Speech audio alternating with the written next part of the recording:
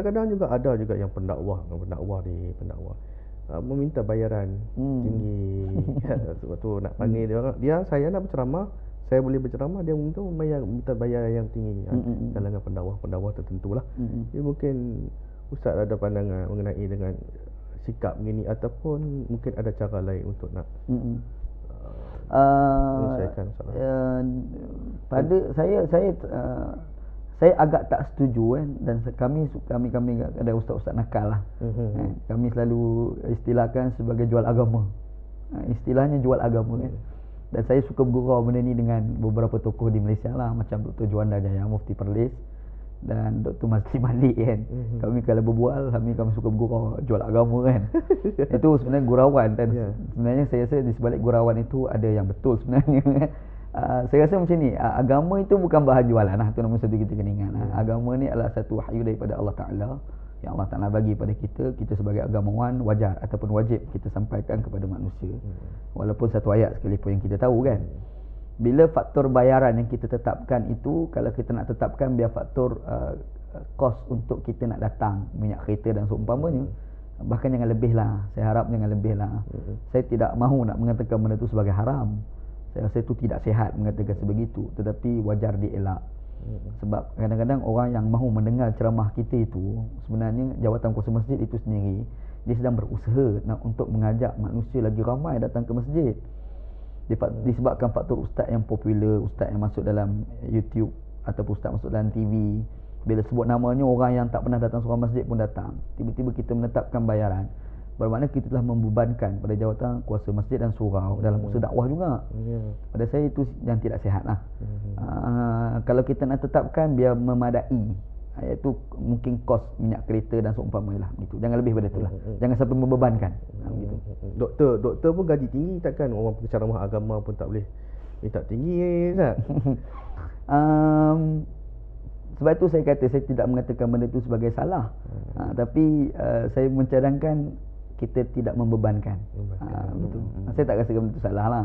Tapi jangan bebankan. Sebab saya rasa agama ni paling penting kita nak dakwah lah. Kalau universiti itu sebab dia ada debate tentang agama yang melibatkan debate tentang akademik yang melibatkan pembacaan dan seumpamanya. Jadi kadang-kadang ceramah di masjid surau ni ada ustaz yang agak ilmiah.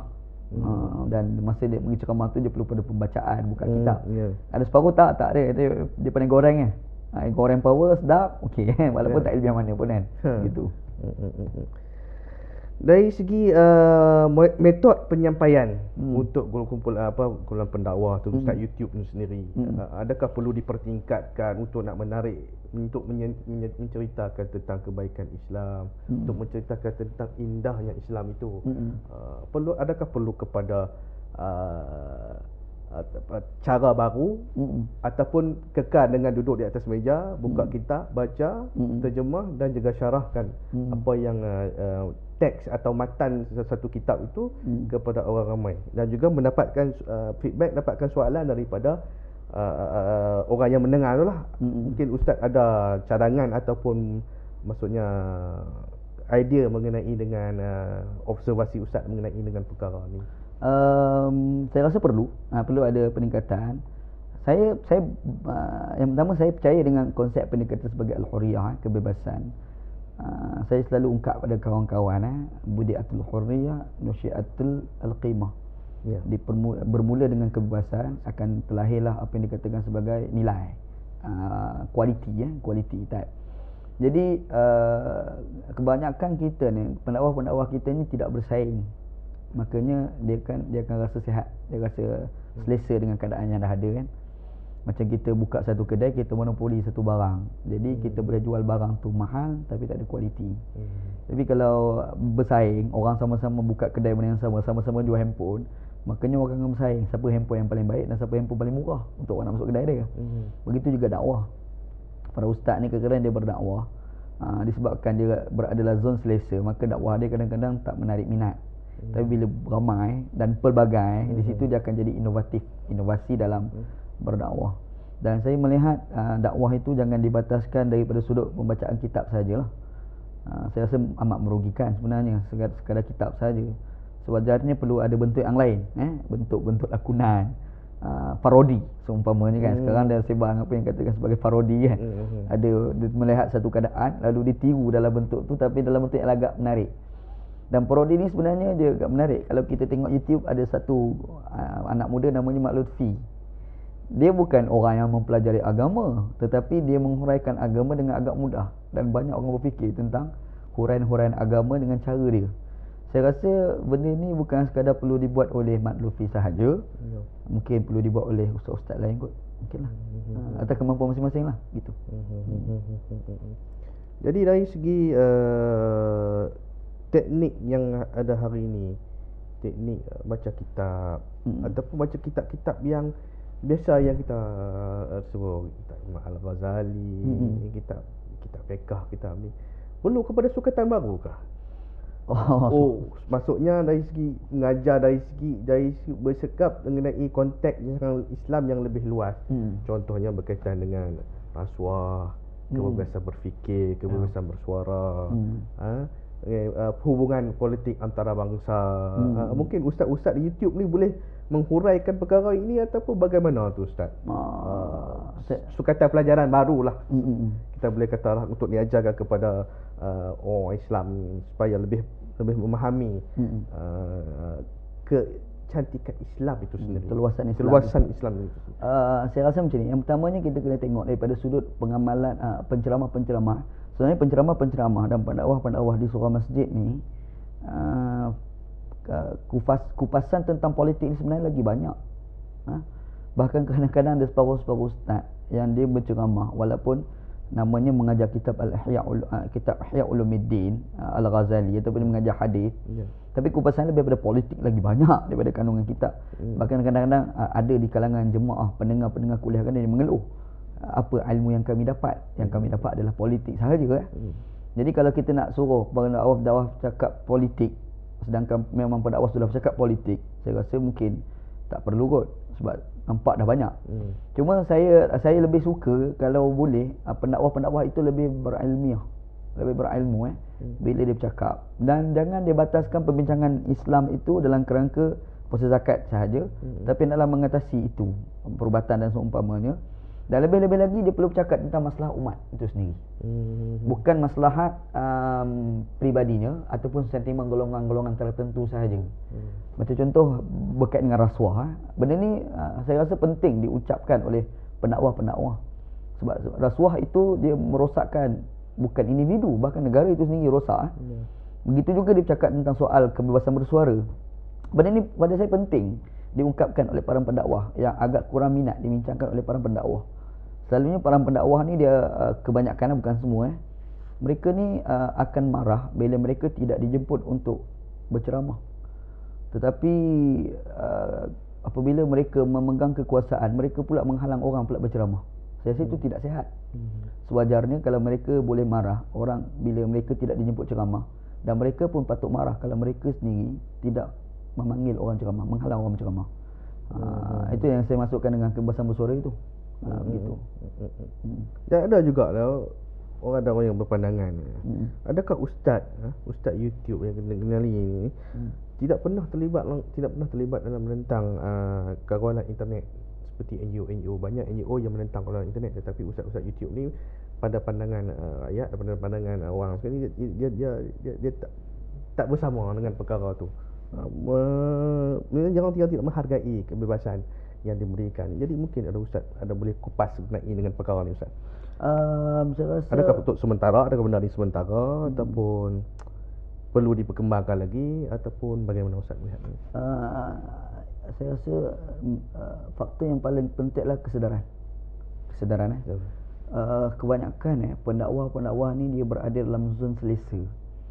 Sebenarnya ramai orang dah ingat ustaz-ustaz pergi ceramah surau masjid, lalu dirakamkan dalam YouTube. Kita lihat dia semata-mata ceramah dan dia balik begitu sahaja. Sebenarnya tidak. Sebenarnya jawatan kuasa masjid dan surau itu dia telah menyediakan bayaran pada ustaz.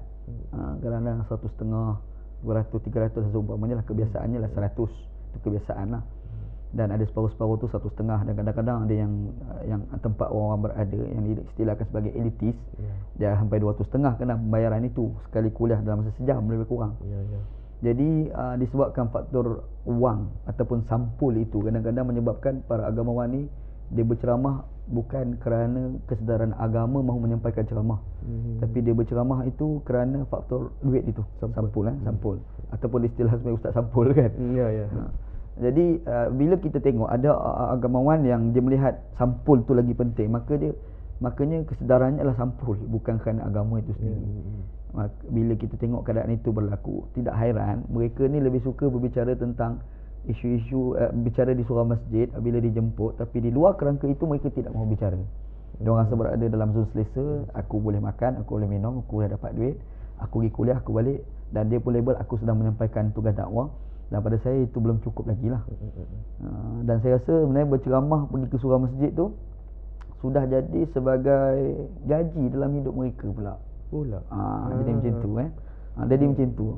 Jadi kalau orang yang bekerja di bidang lain dalam masa sama terlibat aktivis dalam badan NGO atas nama dakwah. Jadi kalau seorang pendakwah dia dah berceramah di surau masjid dan dia anggap sebagai gaji, sewajarnya dia kena merebat juga tempat lain lah untuk berdakwah yang betul tidak dibayar ini. Begitu. Macam mana kita nak menyedarkan kumpulan ustaz YouTube ataupun pendakwah-pendakwah ni mengenai dengan menjadi ustaz sampul.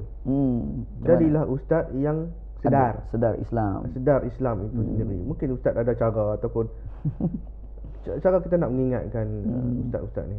Saya susah saya nak katakan cara cuma saya berpandangan kita mustad diri kita sendirilah. Kita bermula dengan diri kita sendiri. Dan bila kita mulakan, kita berdoa lah, harap biar orang lain pun sama-sama sedar lah.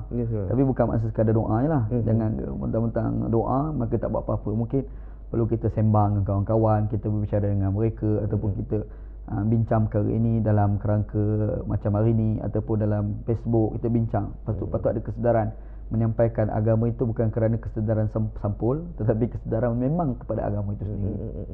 Mungkin Ustaz ada cara ataupun kita nak cara kita nak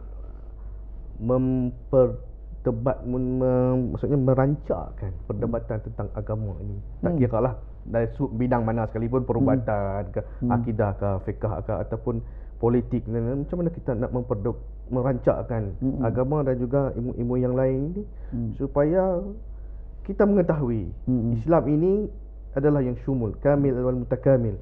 Dan Ustaz, mungkin Ustaz ada cara idea nak cambahkan poinnya macam mana nak cambahkan nak cambahkan ni pun yang pertama ni kesedaran, tu yang paling penting lah. Kesedaran yang kedua tu sikap. Yang ketiganya berjiwa besar. Saya meletak dengan 3 perkara lah setakat ni. Tak tahu lah kalau datang yang keempat, yang kelima boleh tak huraikan mengenai dengan apa yang kesedaran tu. Kesedaran dengan maksud kita melihat agama Islam tu luas. Kesedaran maksudnya kita akan rasa bahawa bukan pandangan kita saja yang benar. Sebab di sana ada pandangan yang mungkin lagi benar. Yuhtamalul khata' kan. Mungkin pandangan aku tu yuhtamalul khata', disangkakan salah. Tapi pandangan orang lain tu mungkin benar kan. Imam Syafi'i pernah mengungkapkan perkara tersebut kan. Jadi maksudnya kita kena tengok kesedaran kita. Ilmu yang ada pada kita tu bukan yang sebenar-benarnya. Mungkin ada yang lagi benar daripada kita, makanya kita pun ambil sikap macam mana nak menempah daripada ilmu orang lain. Satulah. Yang kedua, faktor sikap. Sikap yang memang nak bercambah pemikiran. Kita bercambah dengan orang lain. Sikap itu. Yang ketiganya, berjiwa besar. Sebab bila kita berbeza dengan orang, makanya mungkin kita akan tak setuju dengan pandangan itu, dan kita kadang-kadang bermusuh dengan pandangan tersebut. Itu adalah sikap yang itu dikatakan sebagai tidak berjiwa besar. Saya masukkan berjiwa besar ni maksudnya kalau berbeza pendapat walaupun dikritik, tapi kita boleh berbeza pendapat dan kita bersaudara dalam keadaan berbeza pendapat. Itu berjiwa besar lah, gitu. Tapi banyak orang tidak dapat menerima Ustaz, berjiwa besar ini menjadi satu masalah. Kawan ni melabel kawan ni, seseorang ini melabel kepada kawan ni. Mungkin Ustaz YouTube sendiri pun boleh dengan adanya YouTube ni mungkin Ustaz ni boleh menyelesaikan masalah ni. Ustaz setuju dengan saya bersetuju. Kalau Ustaz YouTube mahu menyelesaikan perkara ini, Tapi yang saya persoalkan balik, adakah ustaz-ustaz YouTube itu bersedia untuk menyelesaikan perkara ini? Itu satu persoalan yang lain pula kan. Jadi pada saya rasa benda ni bukan cerita baru, bukan cerita sekarang sebenarnya. Tak bersedia untuk dikritik ni lama. Dulu lagi kan kita tengok. Kalau kita tengok dulu macam perdebatan di antara ulama-ulama dulu pun kadang-kadang sampai melibatkan takfir, kafirkan kan. Berlaku Al-Ghazali pun pernah mengkafirkan Imam Ibn Sina dalam kitab Tahafut Falasifah seumpamanya. Kemudian dijawab balik oleh Imam Ibn Rushdi dalam kitab Tahafut kan. Jadi maknanya label tu memang berlaku sebenarnya. Dan saya rasa era dululah. Adakah kita mesti jadi orang dulu? Saya rasa tak semestinya. Yang terbaik ni kita mencipta sejarah, bukan kita sekadar mengambil pengajaran daripada sejarah. Nabi Muhammad SAW itu masa dia start berdakwah di Mekah, dia bukan mengikut sejarah sahaja, tetapi dia telah mencipta sejarah. Akhirnya orang pun mengenali Nabi Muhammad sampai hari ini, dan Nabi Muhammad SAW itu adalah satu bahan sejarah pula.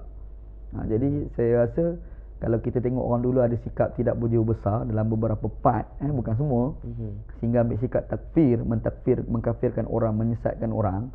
Jadi adakah zaman sekarang perlu begitu? Saya rasa tak perlu kot. Kita ambil yang baik je lah. Yang kurang baik tu kita tolak-tolak tepi lah, insyaAllah. Ya, terima kasih banyak kepada Ustaz Wanji Wan Hussein kerana sudi bersama-sama dengan kami. Kepada tuan-tuan dan perempuan, terpulanglah kepada tuan-tuan dan perempuan untuk membuat penilaian berhubung apa yang diutarakan ataupun diucapkan atau dikupaskan oleh Ustaz Wanji. Terima kasih sekali lagi saya ucapkan kepada Ustaz Wanji kerana sudi bersama-sama dengan kami. Assalamualaikum warahmatullahi wabarakatuh. Waalaikumsalam warahmatullahi wabarakatuh.